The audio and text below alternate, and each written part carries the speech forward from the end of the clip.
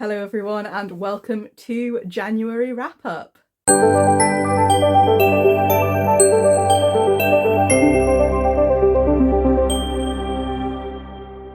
Hello everybody, welcome back to the channel. If you're new around here, my name's Ray and I love to read. I love to read absolutely all sorts of different things. So I read 6 books in January. Well, I say I read 6 books, I finished 6 books, but I've spent almost all of the month reading this beauty. And as you can see, I'm not far from the end. I'm not going to be talking too much about Fool's Fate today because I'm going to be doing a whole video on it. I am buddy reading this with my friend Cams from Cams Campbell Reads. And there's about 120 pages left maybe. This has been one of the most beautiful books I've ever read in my life so far, and I will be doing a video taking you through it. It's a video that's going to be containing lots of spoilers though, so if you're new to the realm of the Elderlings, if you've not given it a go just yet, I would recommend starting right back at the beginning. Go back to Assassin's Apprentice, start there, work through them in chronological order, because seriously, this is my favourite series of all time. And this is book 9. The first 3 are the Farseer trilogy. The next ones are the Lives ships, which focus on a different group of characters but are equally brilliant. And obviously this is the Tourneyman trilogy, and being back in Fitz's world has been incredibly emotional. So if you want to watch a video of me basically blubbing for the best part of 4 weeks, then that video is up and coming, and that's what I've spent most of January doing. Other works in progress. I'm reading a book about art. This is called See What You're Missing. I love it when people explain art to me. Like, so much art, I will look at it, I won't be all that thrilled, and if someone explains to me why it's good, often I will see new things in the art. It's basically a chap taking us through 31, I think each chapter's based around a different artist, starting off with David Hockney, and yeah, it takes you through exactly what is good about them, what is to get excited about, and it just makes it a lot more exciting than just going and looking at pictures without any context. So although I'm using my phone to kind of look up the pictures as I go along, that's what I'm working on now. And the other book I've got on the go is Voyage of the Damned. This is a fantasy murder mystery, and as you'll see, I've been reading another one of those this month. I've kind of got a taste for them now. Fantasy and mystery are my 2 favourite genres, and when they meet, it can be glorious. I'm that far in, so probably about a third of the way through. We've just got going with the mystery elements of it. It's not a serious book, there's no seriousness to it really, it's very much a romp, and I look forward to telling you how I get on with that next month. So what did I finish in the month of January? So I was still in my kind of festive murder mysteries era, kind of coming into the month. So the first book that I finished was this one, The Christmas Stocking Murders. These are by Denzil Meyrick, and this is the second book in the series. We have Frank Grasby, who is a completely hapless detective, and he is a great character to spend time with because he's a bit of a buffoon, he's a bit of a posh boy, and he's been teamed up with his kind of, how would you describe him? It's a bit like Poirot and Inspector Japp really, and they're teamed up on a mission to another Yorkshire village, this one by the sea, to investigate a crime, a murder. Now, I really enjoy these books because I enjoy the character, I enjoy the kind of frivolity. This one was a little bit more festive than the last one. The last one had all the trimmings of being a festive mystery, but absolutely no Christmassiness in the story. Unfortunately, as murder mysteries go, they're pretty, like, okay, I'll explain exactly what I think is a bit rubbish about the mystery element. I've read 2 of these books now. I couldn't tell you who did either of the murders. Maybe it had something to do with MI5. I'm not entirely sure. They go completely complicated. There's always kind of some kind of intelligence involved, or some kind of master plan, or some kind of government agency involvement, and it just isn't clear. It isn't clear what happens. So as murder mysteries go, these aren't very good. But as a book, I will continue to read them because I enjoy being with Frank Grasby. I think he's funny. I find them entertaining, and I'm hoping that next time we'll just have a nice, simple murder mystery. Someone gets murdered and they have to find out who did it, without it turning into a, you know, an episode of James Bond. Although in James Bond, you usually kind of figure out exactly who's who's running the show. Is it worth reading? It's a 3-star book from me. It's got nice sprayed edges. Next year, hopefully, let's have a nice, neatly wrapped up murder mystery, because I want to keep reading them. But it doesn't... I don't know if it's just that I'm not kind of following them, but I mean, I read a lot of murder mysteries, and if I'm not following, and if after you finish reading them you can't say exactly who murdered who, it's probably a bit of a waste of time. But no, I do actually enjoy the character enough for it to be, you know, worth my while. Speaking of murder mysteries, and a fantasy one to boot, we have The Tainted Cup. This is a brilliant fungal noir detective.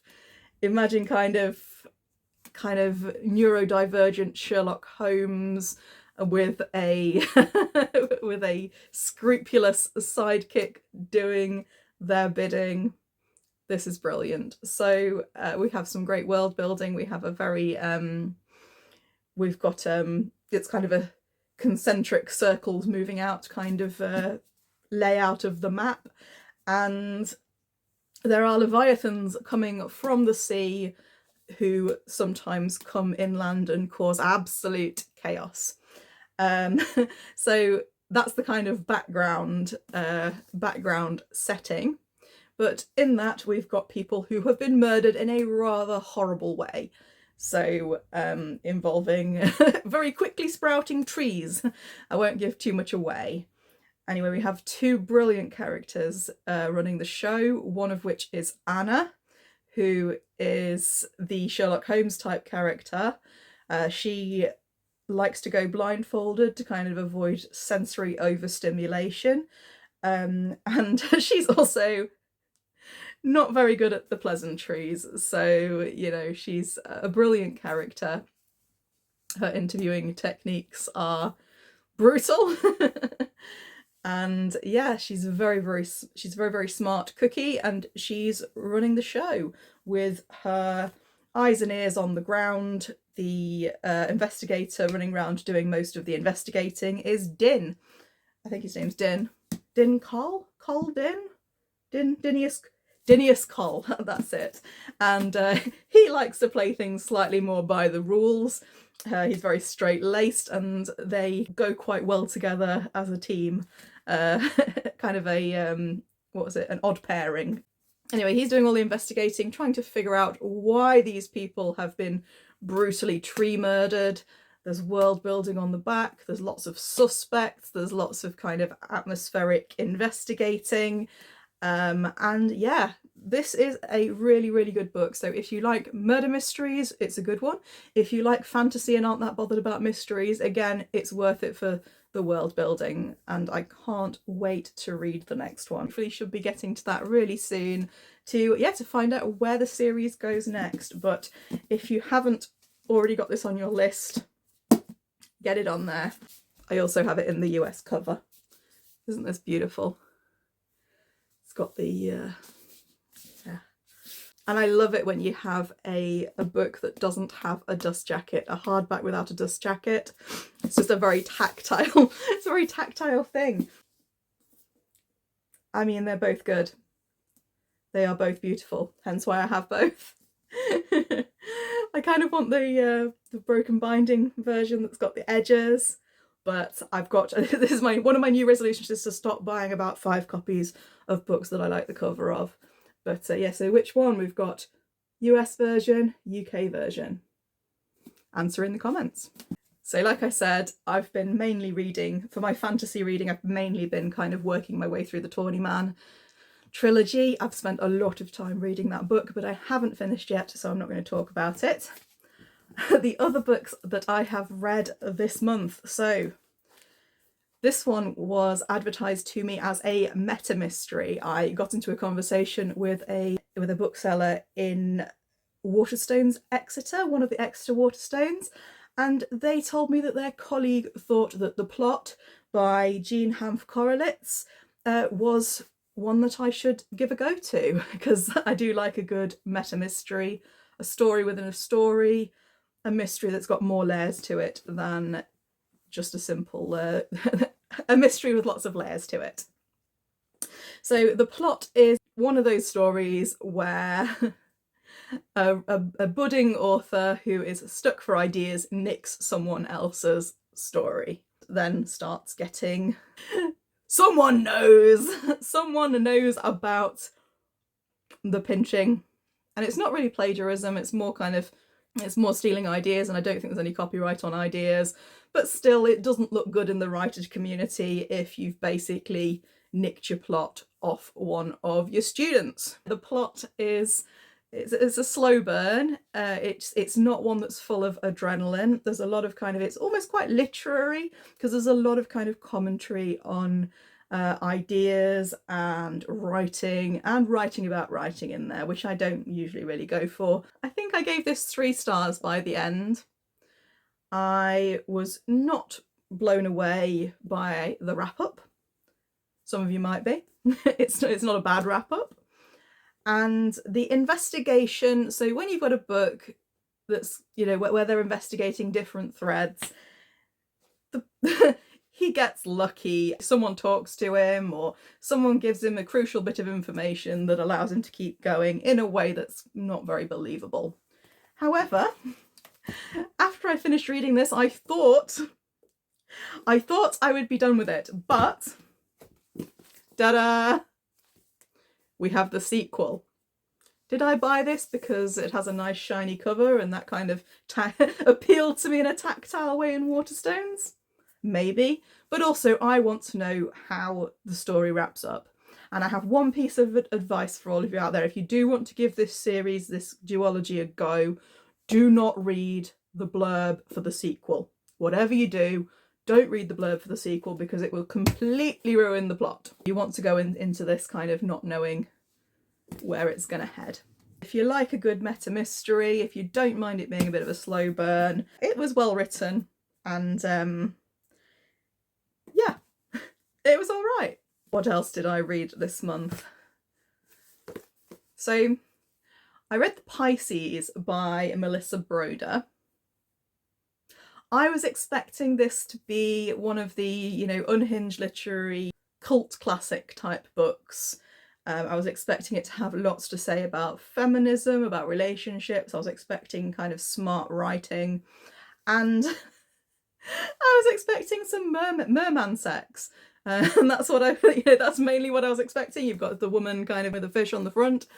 I've heard this book is weird, surreal, magical realism, and I got this from a bookshop cafe in Manchester, where I think it's Chapter 1 Books, I think it's called. It's either Chapter 1 or Chapter 2. I'm going to say Chapter 1 Books. Great space, and I believe they've now got a kind of downstairs basement library, which looks beautiful, that I can't wait to visit.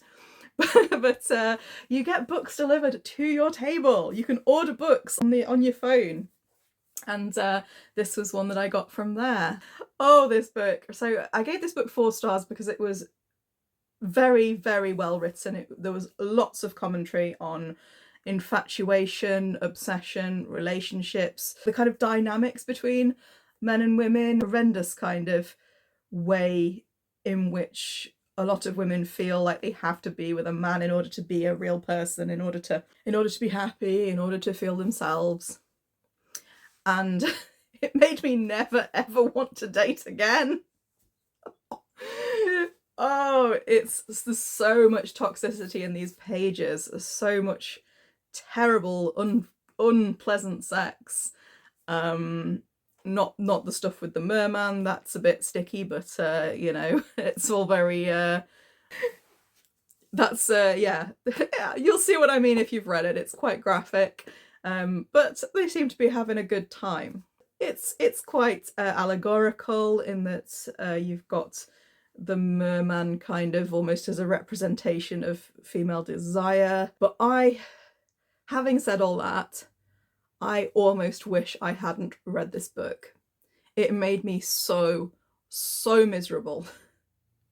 The main character is, and you start off thinking, oh, she's just quite selfish, she's quite shallow, she's quite mean about other women, like her inner commentary is all very bringing down other women for their appearances, and literally even when she's kind of trying to connect with other people, she brings everything back to herself. Everything is about her. She cannot connect with or kind of respond to the world without bringing it back to her and everything about how she feels, and there's just no.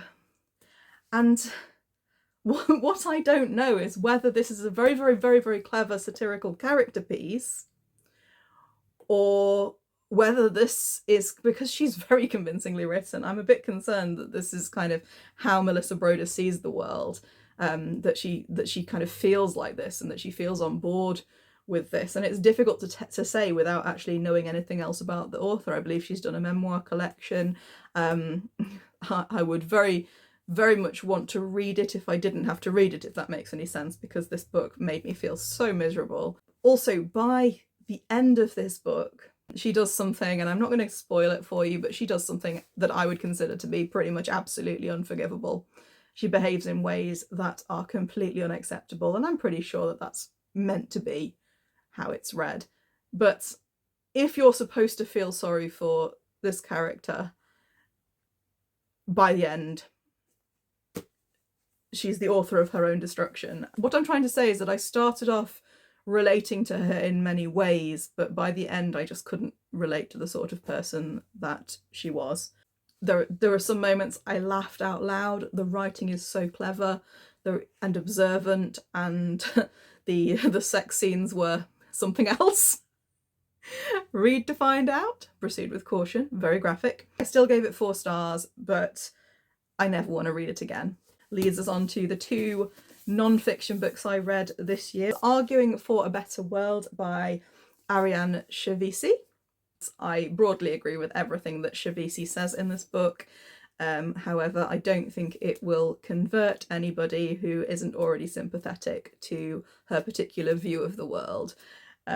So I was hoping, because it's called Arguing for a Better World, I was hoping it would give some really brilliant kind of arguments that were kind of watertight, you know, kind of very difficult to disagree with. I was hoping that there would be a bridge basically between her point of view and the opposing point of view, but this is very much a polemic still. It's very much kind of explaining the stance rather than kind of trying to build any kind of understanding between people who disagree with her. And I think that's a shame, because like I say, I broadly agree with most of what she says. That is, I don't think I hardly ever come across a non-fiction book where I agree with everything that the person says. But yeah, generally kind of I see things in a similar sort of vein.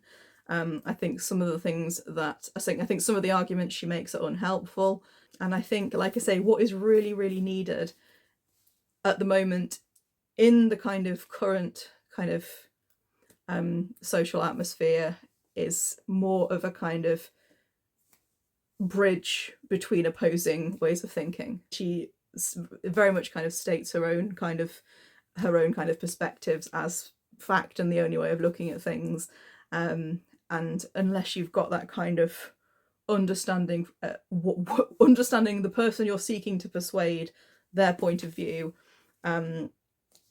it's, you know, you're not going to get through, and you're not going to kind of have the impact that you want. And that's fair enough. If if that's not what you want to do, that's fair. That's absolutely fair enough. If you just want to outline, this is what I think about this, this is what my perspective is, and this is what I think is important, then that's perfectly fine. The writing's very, very good, very, very clever. I actually found that in later chapters, when she wasn't quite as sure of what she was saying, when she was saying, this is a complicated issue, there are lots of ways of looking at this, I actually found her writing a lot more powerful and a lot more persuasive. I still gave this book 4 stars. I still think it's very, very useful voice. I think this book is a helpful tool, and I think if you're very, very interested in social justice, these are great essays to kind of solidify your understanding of them. And yes, it's a very good book, but perhaps not as rhetorical as I would have liked it to be. Finally, we have Hunger by Roxane Gay, which I read on my Kindle, so I've not got a physical copy of this. This book broke my heart. Roxane Gay presents this as a memoir of her body, and some really, truly horrific things have happened to her in her life. It's devastating to read about, but also very, very important. And she's such a sweet person. She's such a sweet, clever, brilliant woman. And all of her writing, I read Bad Feminist and I was annoyed because she ruined the ending of Gone Girl for me. All is forgiven. All is forgiven. This was a fantastic piece of writing. This book will help you have more understanding and compassion. A lot of this book discusses what it's like moving through the world as a woman of size, and being in a body that the world typically demonizes. And I've read a lot of kind of body positivity books, and they're very, very important books that raise a lot of important points about, kind of what the priorities are, feeling comfortable in yourself, and, kind of celebrating everybody and being inclusive. But this book truly looks in the eye what it's like being in a world that is hostile to your particular size, to being in a body that other people ridicule. It'll absolutely break your heart. If you read this book, you'll probably become a more compassionate person. So I would highly recommend it. But it is very, very, it's a difficult read. I would say Arguing for a Better World is a difficult read as well. I would say The Pisces is a difficult read. And my mum has given me strict instructions that I need to have a bit of a reprieve and read something a bit less. But it's important to read about these things. It's important, life isn't all roses. So, it's important to have these discussions. And to be fair, Fool's Fate is an emotional roller coaster too. It's been an emotional month, everybody, and I am looking forward to trying to read some different stuff in the next few months. So let me know, have you read any of these? What did you think? I was going to do a bit of a which books have kind of a new arrivals feature, which books have I purchased this month, but it kind of got a little bit excessive. I've done a lot of vintage hauling, so maybe we'll do that feature next month. Anyway, it's been a pleasure. Mwah. I shall see you all soon.